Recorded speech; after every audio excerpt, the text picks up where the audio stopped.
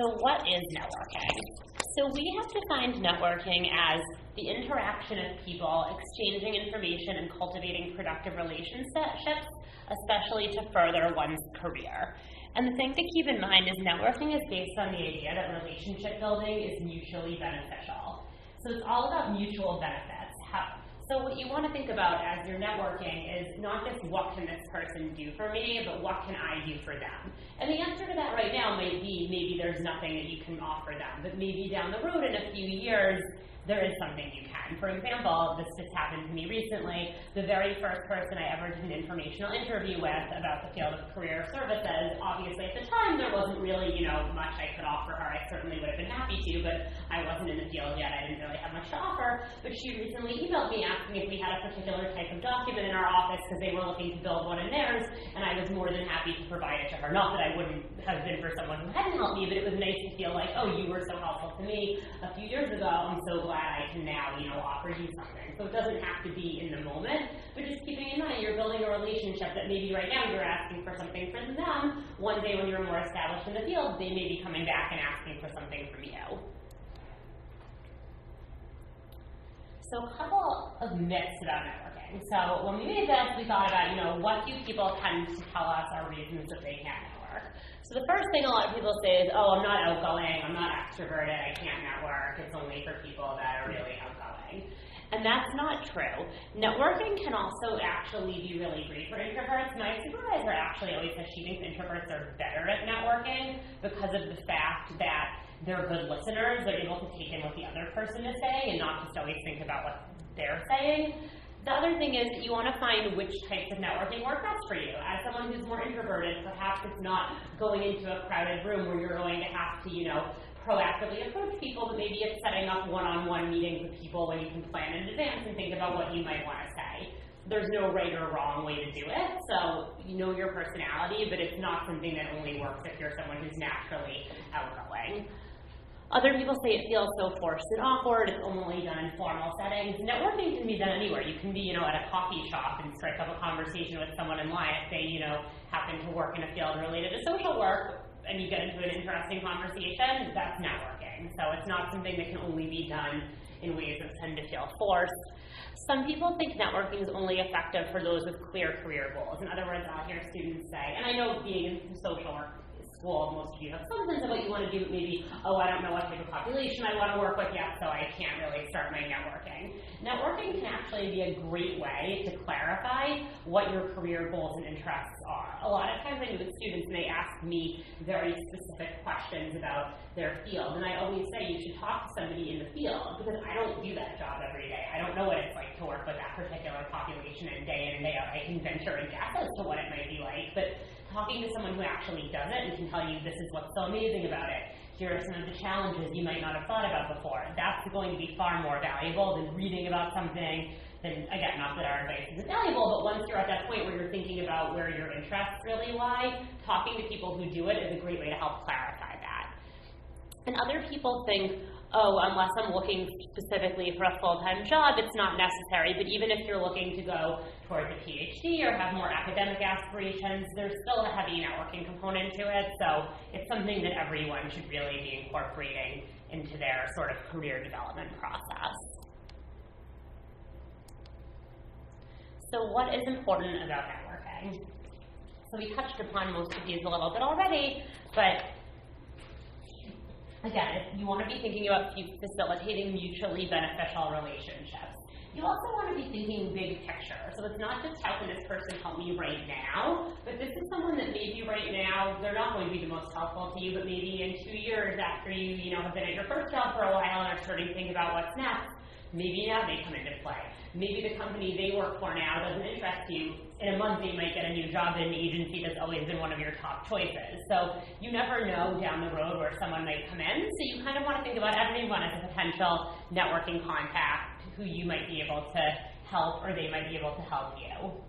Again, it helps you learn nuances and gain insight within a specific industry, seek new career opportunities. There's a statistic that's in one of our other presentations, and it's something like 80% of jobs are found through networking. That means that 80% of jobs are not found through applying online, not found through going on an organization's website, but actually through networking. Sometimes, I'm sure everyone's heard this term thrown around of the hidden job market, but sometimes when people first know of an opening, before they even post it, they ask around to others in their field.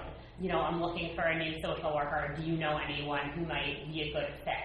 Your internship supervisor might get an email from a former grad school classmate of theirs at a different agency saying, hey, do you know anyone? And you might hear about that position from them.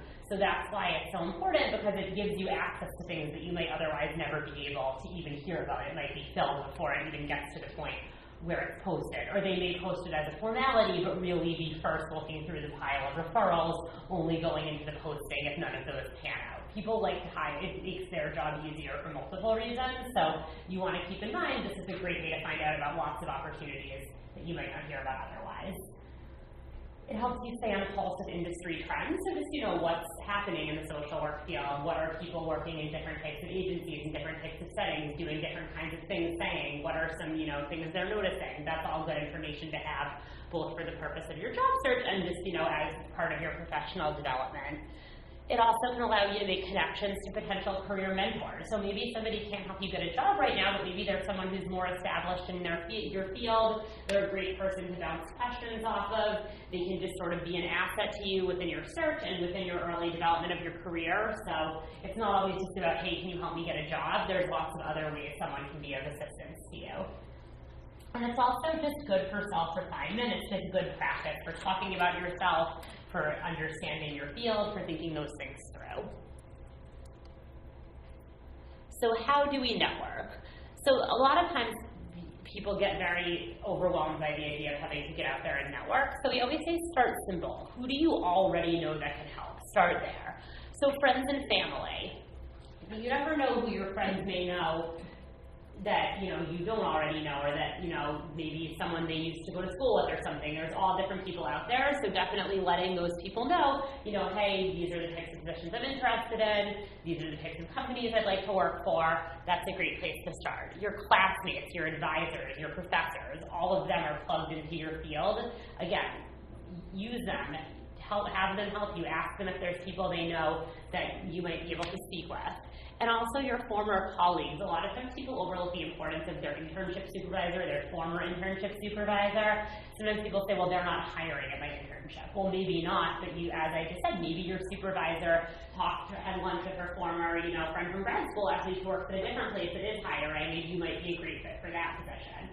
A lot of times people assume, they would come to me, but sometimes people don't know what your plans are for after graduation. Maybe they think you already have a job. Maybe they think you might relocate. Maybe they feel uncomfortable asking you because they feel funny that they aren't able to hire you.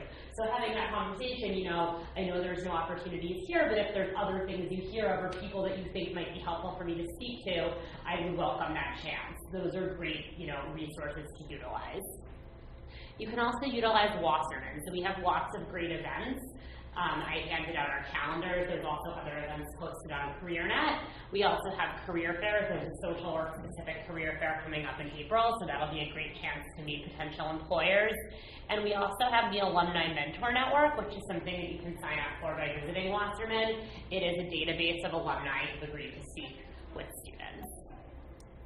So once you've started with people you already know, kind of exhausted some of those options, where else can you look?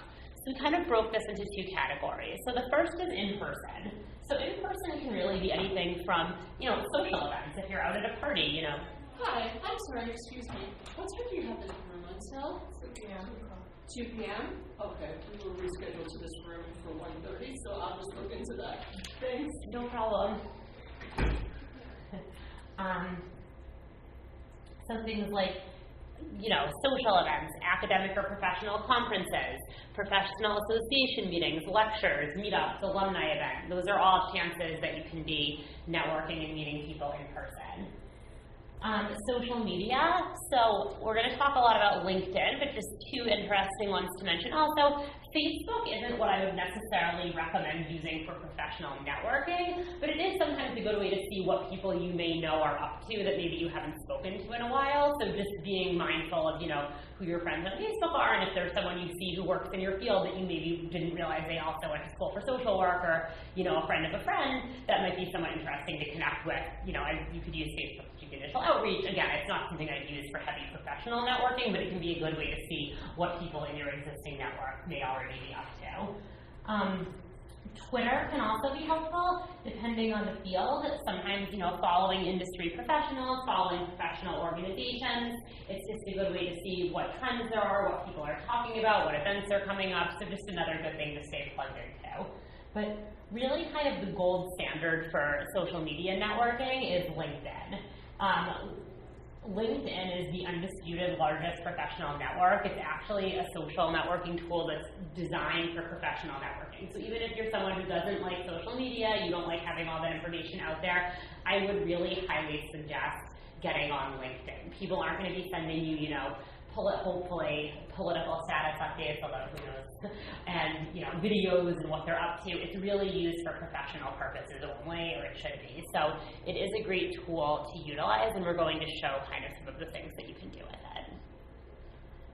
So this is my personal favorite feature on LinkedIn, and I didn't know about this until I started working at NYU, so I just always like to make sure that people do. If you go to, up on the top, this is the link that you can use to get to it. If you go on the top to where it says Connections and then click on the last tab, I believe it says Find People, it brings you to the same page. This shows you all of the NYU alumni that are out there. And you can filter by where they live, where they work, what they do, and there are several other categories. So if you know I really want to work at this particular hospital, I want to talk to someone else who studied social work and now works there, you can actually use LinkedIn to find someone like that. So LinkedIn is sort of a key piece of your networking, because sometimes people say, I asked everyone I already know, nobody knows the person I want to meet, like I know exactly who it is I'd like to talk to, but I don't know how to find that person. Oftentimes LinkedIn can really allow you to do that.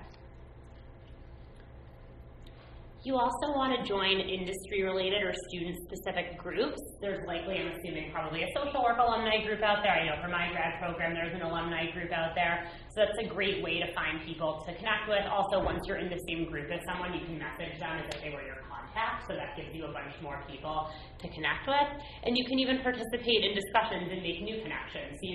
Maybe, posting to get together since alumni in social work who participate in a particular type of industry or something. It just allows you to kind of find those people and connect with them.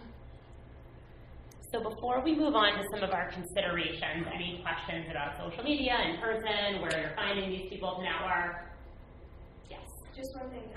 So NYU Solar has an alumni group that current students can't join, but there's also a students and alumni group that you can join as a current student, and it has, again, both people in it. So you can start, join it now, stay in it as an alum, and then once you're an alum, you can request access to the alumni group as well. We're just very protective of the alumni, which you will appreciate soon. Definitely. And that's a great tool to have once you're a fellow alumni. That's a great tool both for networking and also for networking for professional purposes. If you want to talk to somebody else just about not finding a job at a problem you're having at work or something, that's an amazing tool to have a bunch of other professionals in your field that you can just reach out to.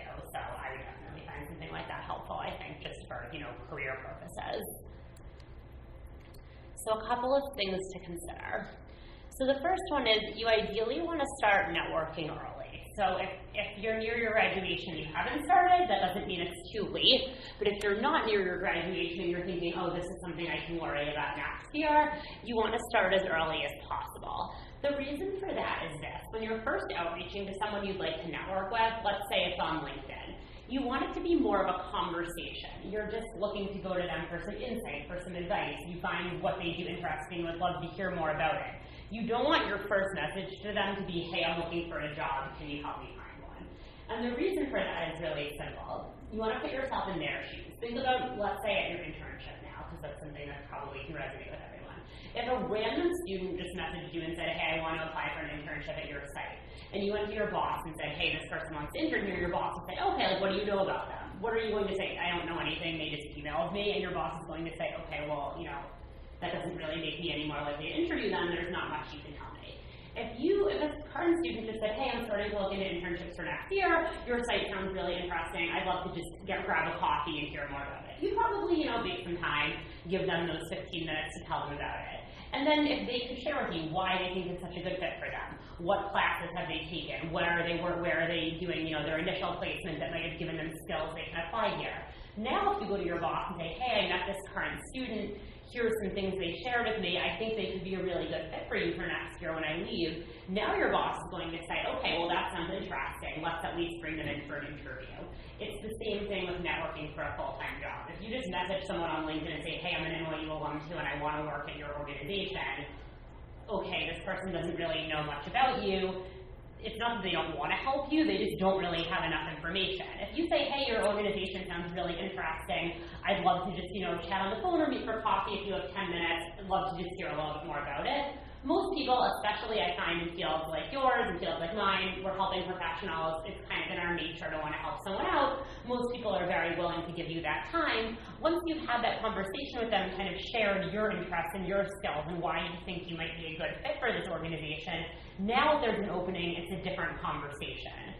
So you want to ideally start having those conversations before you're actively job searching. So when you're actively job searching, you kind of already have this built-up network of contacts. But again, it's not too late to start now. Even if you're graduating in May, I would just start making some of those initial outreaches soon so that when the jobs are posted, hopefully it's people you've kind of already connected with and you can, have a more seamless transition.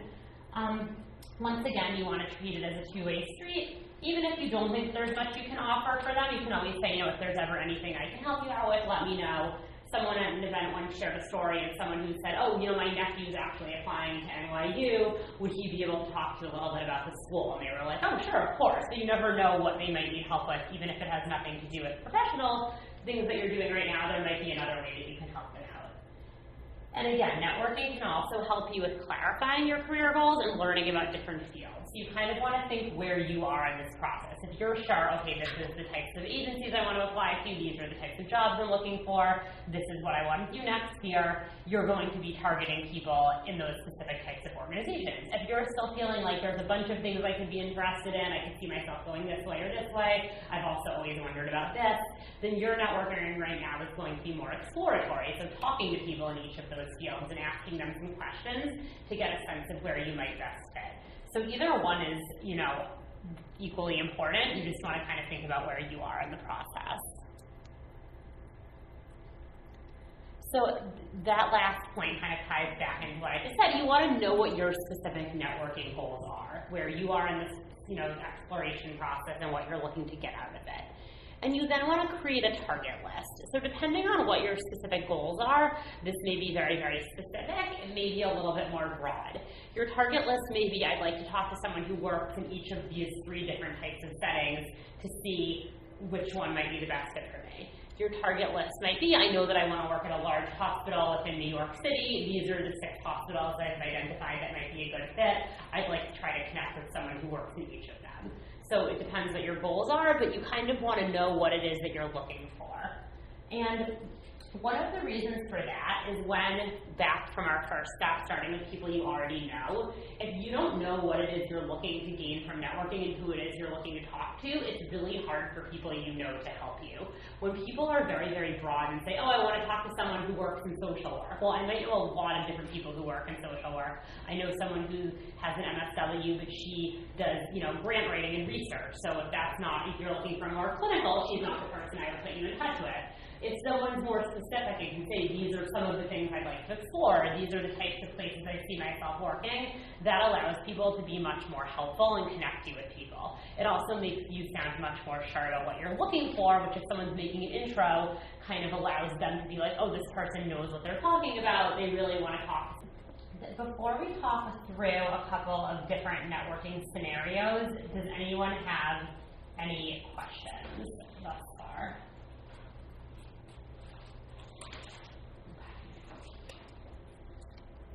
So typically, the way that we do this is we split into small groups. I think since we have a smaller group, we can kind of talk these through one at a time as a group rather than making everyone talk and then repeat themselves. So these are sort of, now that we've talked about like what leads up to networking, this is sort of the things that actually happen once you are networking, and we're just going to talk through each of them so you can kind of imagine what you do in the situation, and these are likely situations you will start to find yourself in. So here's the first scenario. So you're at a networking reception sponsored by an organization you're very interested in learning more about employment opportunities at. You spot one of the hiring managers over at the dessert table. What do you say to them? So any thoughts?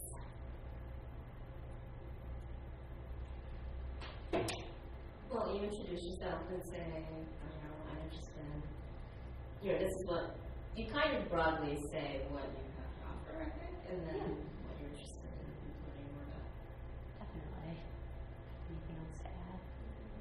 Maybe ask them what kind of desserts they're getting. Did you Yeah. try that one? How's that one? I like Most interesting. Yeah, start with some small talk maybe and then kind of segue into that. So certainly something, commonality about the events that you're both at, like if you're at the dessert table, exactly like, oh, did you try any of these yet? Or, if you're just after a presentation, wow, I thought that was an interesting speaker. Like, have you read that book yet? I'm definitely thinking of going out to buy it. Making small talk that way, or when a fall sales, we all know you love to talk about the weather. So whatever it is, and then kind of, as you said, an introduction, share your interests, things like that. So an intro with your name and a relevant detail about yourself can transition into a solid conversation. Again, thinking about your pitch, telling your story. What strengths do you want to highlight? What are you interested in? What do you have to contribute to them? Emphasizing that added value and key strengths as a graduate student. Come prepared, read up on industry news and trends to assist in sparking conversations. If you're attending a conference about, a new, type of therapeutic intervention, what have you read about it? Have you used it? Does the center you work at use it at all? Things like that. And above all, really be sincere. So just be ready to actively listen. And this kind of goes back to what we spoke about why sometimes people who are actually quieter can be better at networking. People can tell when you're listening what they're saying versus when you're kind of thinking, oh, what's the next thing I'm going to say as soon as they're done talking. So just be sincere and genuinely interested and ask questions, and that will lead itself to a good conversation. Any other thoughts or questions on this sort of intro scenario? Okay. So this is everyone's favorite. The conversation has stalled or exiting the conversation. So this is kind of a two-part one. So you're at a professional association reception and you're standing next to a fellow member whom you are meeting for the first time. You introduce yourself to him or her and make initial small talk, but after a couple minutes, the conversation has stalled. Other than walking away, if you want to continue talking, how do you recharge the conversation? And on the other hand, if you're ready to move on, how do you exit the conversation? So this is one that happens all the time. So any thoughts? First, how do you recharge the conversation? So I think it depends on the small talk you've had, but it's easy to ask them about like what they do or like do they like it, like more about them, because that usually leads to like more depth. Yes. So ask them questions about themselves, like their work, what do they do exactly? So maybe ask some more questions. Any other thoughts on that part of it? And what about exiting the conversation? If you feel kind of like, okay, this is fine, but I'm ready to sort of move on and chat with someone else, how do you kind of politely exit?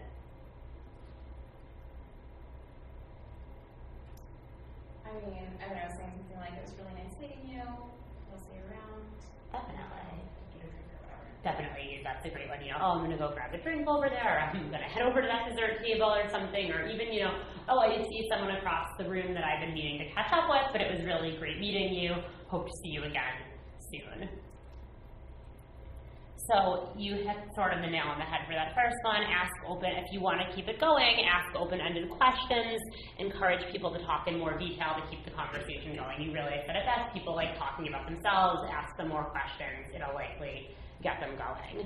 If you feel like you're at the point where you're kind of ready to wrap the conversation up, you can, politely do so as you said. You don't need to feel like you need to bear the entire weight of a conversation. And if there's any next steps, you just want to outline them clearly. I'll definitely connect with you on LinkedIn, or, here's my business card. Please feel free to email me if you have more questions about, my internship site. So definitely outline clear next steps. And the one thing I'll say about this is even if you think someone is not someone you want to stay connected with, or there wasn't really much to say, it's never a bad idea just to follow up. You never know who ends up where. Maybe the organization they're at now is somewhere you're not interested in, but they could get a new job next month at somewhere that you're very, very interested in. So it never hurts to kind of, a quick, it was great meeting you the other night, hope to stay in touch in the future. It never hurts. The other thing is maybe this will be a networking connection where there's more that you can do to help them, and in turn other people are helping you. It's kind of like the cyclical nature of how it works. And this one is asking for what you want. So this one, you're at a social situation. So you're at your friend's party, when by chance you end up talking to someone who works in the industry you're interested in breaking into after graduate school. So you're talking to someone who already has their master's in social work. They're working in a position very similar to where you see yourself going. You want to mention your interest and see if they would be open to talking with you at another time. How should you broach the subject, being mindful that you are, in a social setting? It depends if you kind of know this person, or how you know this person. Like if they were a friend of a friend, you might start out talking about that, and then slowly work in that you're interested in their field, and you're interested in talking more. Definitely. So a couple of things to keep in mind are maybe letting them know that you'd be interested in talking more. So kind of being mindful of the setting. Sometimes if people are out, maybe they're not in the mood to talk about work, they've had an exhausting week, the last thing they want to do is snap back into that work mode. So saying, wow, that's so interesting, I'm actually finishing up my MSW, I know now's not the time, but I'd love to see if maybe we could, exchange contact information, I'd love to set up a time to chat and hear more about your job. That's a perfect way to handle that. Let them know of your interest, but kind of recognize that this may not be the time that they're in the mood to snap back into that work conversation, because maybe it is a social setting. And kind of read their cues. If they seem like, I'm happy to talk more about this now, that's totally fine. But just kind of giving them that out that it might be Friday night, maybe you're trying to relax, not think about work. We could talk about this at another time. You want to really just focus on relationship building. So you're not going to, say, oh, that's awesome, can you get me a job at your company? You're just looking to get to know them and also thinking about what you have to offer them. So not I want to work there, I want a job, I need this, can you help me? More I've gotten really strong in this area, I'm experienced in working with that population. I think somewhere like that could be a great fit for me. I'd love to talk to you more. So thinking it through in terms of what you might be able to offer them. And also if you're someone who gets nervous kind of bringing things up, you want to remember most people find interest in their career really flattering. If you phrase it more as wow, that just sounds so interesting and I'd love to hear more about it, most people are going to be very flattered that anyone even finds their job interesting enough that they want to hear about it. So as long as you're not framing it in the terms of begging for a job, most people will be happy to chat with you more about what they do, how they might be able to help you, all of that.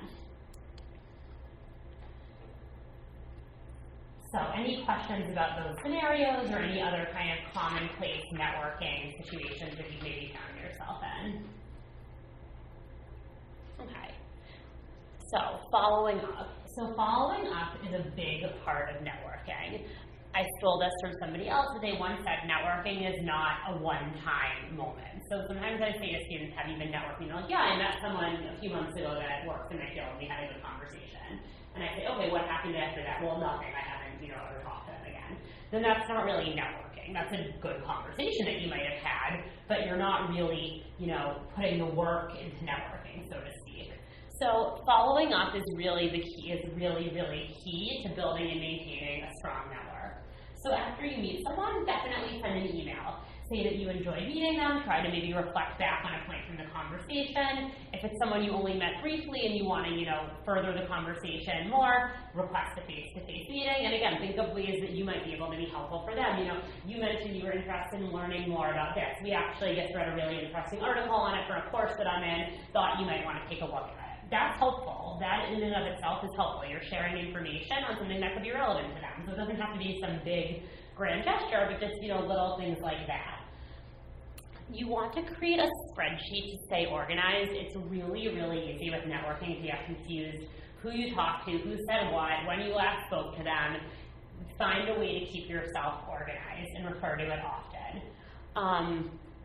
And you want to make sure that you're checking in periodically without being too much or difficult. So how do you do that? So a couple of different ways. So one really simple way that I found is if the person gave you advice and you took it and it was helpful, let them know. So you suggested I go to this monthly professional meeting. I checked it out. It was so helpful. Thank you so much. I really learned a lot. My job search is going well. Hope to, speak with you soon. So just kind of putting yourself back on their radar. If it's been, a couple months and you just haven't talked to them, it's totally fine to, just check in, letting them know what's happening with you. I just graduated, applying for jobs at this particular type of organization. Should anything come your way that might be a good fit, I hope that you'll keep me in mind if you feel like you're at the point in the relationship where it's appropriate to say something like that. And you want to connect with them on LinkedIn, because that's another great way to stay in touch. It also will let you know if things happen like they get promoted, they have a work anniversary. Those are great excuses to reach out to people. I saw you got promoted on LinkedIn. Congratulations. Would love to catch up sometime and hear more about what your new role is like. Things like that. So that's a great way to stay connected. So just making sure that you're following up and, maintaining those relationships. Because meeting someone once and then never talking to them again and reaching out to them a year and a half later, they may not remember you. You haven't really worked to establish that relationship. It's important to do so. The other thing that sometimes happens is if you meet someone when you're looking for a job and they never hear from you, they're going to assume you found a job. So if it's been 6 months and they've never heard from you again and they hear of something, they're probably going to think, if they happen to remember, I never heard from them again, they probably already found a job. They're probably not still looking. So you certainly don't want to every week be emailing someone, hey, I still don't have a job, hey, I still don't have a job. But doing periodic check-ins and things like that is just a good way to keep yourself on their radar, so if something comes their way, they'll remember, oh, that person is still looking. This might be a good fit for them. Or, oh, who I can connect you with so-and-so. I know they're not hiring now, but they might have some helpful advice for you. So just making sure that you're staying connected and staying on their radar. And a couple of do's and don'ts. So we'll start with the positives, the do's. So you want to maintain professionalism. You want to give a firm handshake and make good eye contact. You want to practice your elevator pitch, so think about what it is that you want to say when you're introducing yourself, what are some of the things that you want to highlight, things like that. Be strategic and organized, so have a purpose when you're going to have a conversation with someone. If you set up a time to meet them for coffee or talk on the phone, think about what am I looking to get out of this conversation, other than a job, but what am I looking to get in terms of information? Do I want to learn more about their organization? Do I want to learn more about this particular type of role to see if it might be a good fit for me? Do I want to learn about, how to eventually, hopefully, get started in this organization? Just thinking about what it is that you're looking to gain can really help you structure the conversation. Be mindful. So what we mean by this, obviously also, mindfulness and being in the moment and all of that, but what we specifically mean by that there is be mindful of who you're speaking to. If you're speaking to, the very, very high senior level director of a huge nonprofit, they're not going to know, if they received your application for the internship position. So that's not a question you want to ask them. Conversely, if you're talking to someone who works in HR, they work in HR, so they can't tell you what the typical, day-to-day is like working with this particular population, because that's not what they do on a day-to-day basis. So you want to be mindful of who you're talking to and think, is this the best person to be asking this question to? Bring business cards if you have them, especially if you're going somewhere where you maybe don't want to be handing out your resume. If it's not, a career fair, business cards are a great way to quickly exchange contact information. Actively listen and learn. Follow up and stay connected. We talked about that. And, be yourself above all. It's supposed to be somewhat fun or enjoyable, or at least something where you feel like you can be comfortable and be yourself and be having, positive conversations with people. So a couple of don'ts. So don't be timid or afraid to ask questions. If you're at a professional event or if someone's agreed to meet you, they want to help. They want to answer your questions and see how they can be of assistance to you. So don't be afraid to ask. Again, don't outright ask for a job. You don't want to monopolize the conversation. So again, people like talking about themselves, and you also don't want to monopolize one person's time. If you're at a career fair and there's a line of 10 students behind you, this isn't, a one-on-one interview where you should be talking to someone for 20 minutes. It's a brief conversation. It's a chance to exchange contact information. If you want to have a more thorough conversation, you can follow up with them and arrange to do so in a more conducive time. But in an event like this, people are looking to have brief conversations, build contacts, and kind of move on. So you just want to be mindful of that. You don't want to present yourself as desperate, even if you are feeling very desperate with your job search. Take a deep breath. You want to come off as confident, and again, like you have something to offer them, not like, I need a job so badly, please hire me, please, I'll take any job that you have. You still want to think about what you have to offer, even if internally maybe you're feeling a little bit, less confident than you'd like. On the other hand, you don't want to be boastful. You don't want to get drunk or overeat. Sometimes there's a lot of food at these events. It's perfectly fine to help yourself, but you don't want to be, standing near the food table, shoveling in food, because you're probably not talking to anyone, and it makes it hard to converse. And you don't want to bring friends to distract. So if you and your friends happen to go to the same networking event, that's totally fine. When you get there, you go do your thing, I'm going to do mine, let's catch up after and hear how it went. You don't want to be the person walking around with your friend and letting them do all the talking, or you're doing the talking for both of you. You probably don't have the exact same career goals. Maybe some of your, interests may overlap a little bit, but you want to make sure that you're making the most out of it and that you're, getting the attention and, having the conversations that you want to have. So don't, fall into that trap of I'm just going to follow my friends around and go to the companies they go to and nod while they ask questions, because likely you're not making too much of an impression on, people that you could potentially be making great networking connections with. So what are some next steps?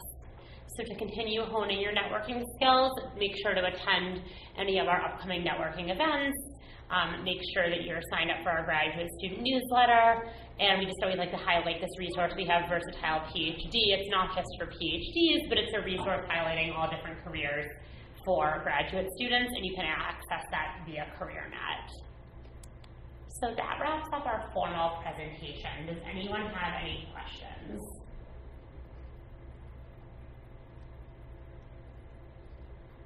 Okay, thank you.